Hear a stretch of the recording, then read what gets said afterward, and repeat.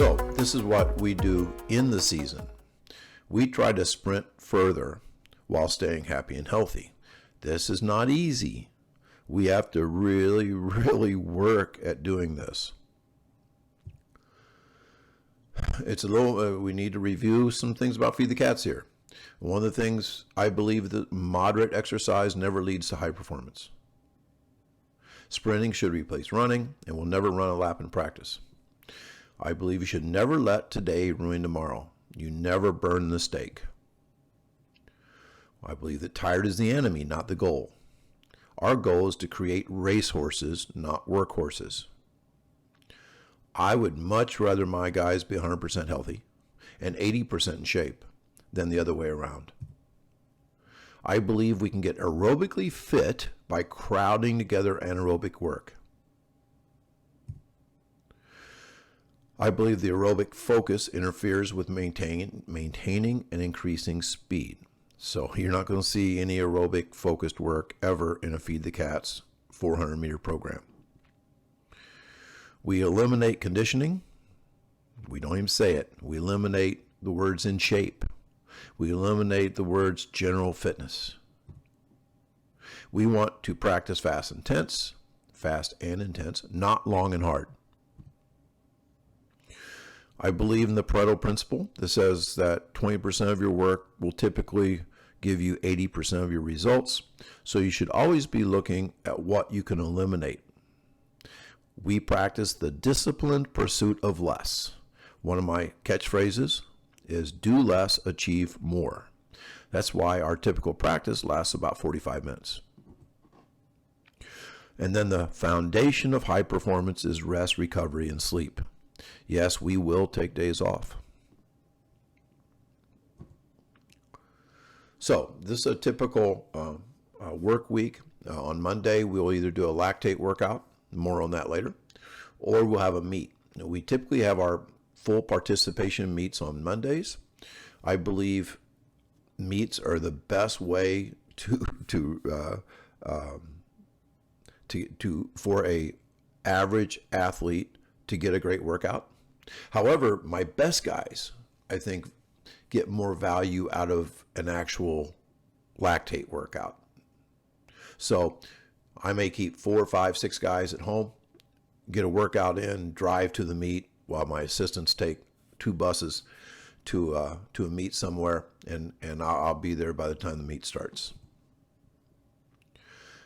If we have a meet or a lactate workout, the next day is always a day off. Speed can only be practiced when recovered, when fresh. So we do a speed day either on Monday or after a sprint holiday. X factor is either after a speed day, we either take a day off or have an X factor workout. Typically, it would be an X factor workout.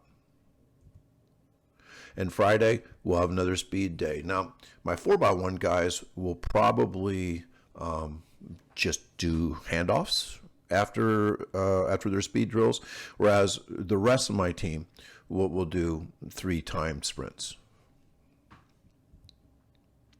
Saturday is our big meet day typically, and Sunday we have off. So this is your typical Feed the Cats in season, and it doesn't change much because we always value performance. We want to perform in the first week and the last week. All that stuff about, but maybe your guys aren't going to peak at the right time and stuff. Peaking is a bunch of bullshit. They will peak in big meets if they're happy and healthy. You don't have to specify weird new training things to get your guys to get excited at the state meet. So if you look at the color-coded 19 weeks that we have, the green is all the green is off days, and like 42% of our schedule is off days. We take a week off for spring break, and my guys come back faster than hell after taking a week off. The yellow code means caution. That those are our speed days, and our X factor days. What caution to me means is that we never want to burn the steak. That we're very cautious that whatever we do that day is going to make the next day maybe even better. Then the red days, we know what red means. That means, that's going to be the really hard stuff. And we have to do hard stuff. So the red days are either lactate workouts or meets. And it could be a meet for most of the team and a lactate workout for my 4x4 guys. So that's the way we break it up. Now, notice that after almost every day of red, there is a day of green. That's very important because a meet or an X Factor workout has a 48-hour hangover. And I also think I get more out of my kids by giving them that day off the next day. It's amazing how hard kids will work when you tell them, hey, tomorrow's a sprint holiday.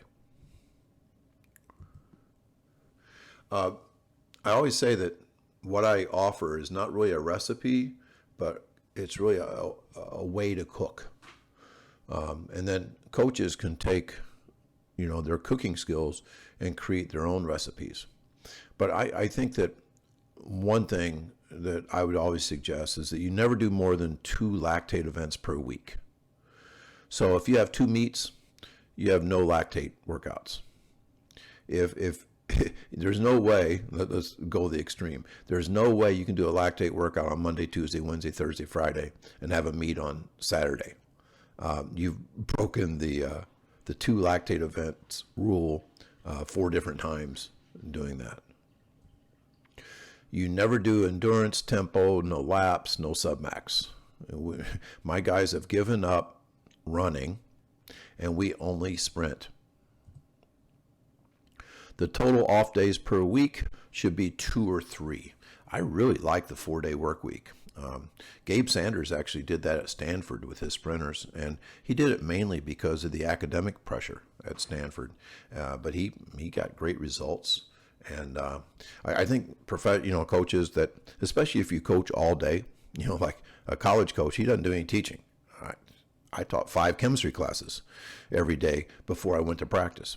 So if I was only a track coach, I would kind of feel like we need to practice every day and practice a long time, maybe just to justify that I'm making this big salary. That if I'm only practicing 45 minutes, maybe I shouldn't be getting paid $200,000 or something like that. We always take an off day after a lactate event, 48-hour hangover. If you can't do this, do a half-ass X Factor workout the day after a lactate event. Now, and you can even see on that schedule I gave you in the previous slide that one of the days had a lactate followed by an X, and that was because it was a 4-day school week. There was a 3-day weekend. We're not going to practice on holidays. So if we need a lactate workout, we have to do one on Tuesday. And if we just came off a 3-day break, we need to do something on Wednesday. So if you feel like you got to do something on Wednesday, come in and do some X Factor stuff. The overarching in-season mission is survival. I hate to say it, but when you're running all those meets and you got to get all your sprinters, like all my sprinters run the 400, all of them do. And if they're going to do that, they're going to have to work hard. And so, to survive doing something as hard as sprinting is, you've got to have a survival mindset. And that's one of the problems I have with the Clyde Hart program is that I don't think it's a survival mindset. It's maybe survival of the fittest, but it's not, it's not like, hey, I got like 8 good sprinters in the whole school. I can't afford to lose any of them. And let me tell you, if you have 8 good sprinters, you're lucky. You are really lucky. Most schools don't have 8. There's several works in progress, and then there's like 2 or 3 fast guys. Well, if you have 2 or 3 fast guys, you don't want 2 of them hurt. And that's exactly what happens in a lot of schools. Your secondary mission is speed, sprinting farther, and staying happy and healthy. Now, that to me, that's just a beautiful statement. That we want to be as fast as we can be. We want to learn to go farther, which means, all my guys on day one of track practices can sprint a 200. They can all do that just fine. Now, sprinting a 400 definitely takes work, and usually 2 or 3 lactate workouts, and my guys do just fine. But yeah, and to do the sprinting farther thing and stay happy and healthy, you have to really do a lot of things right.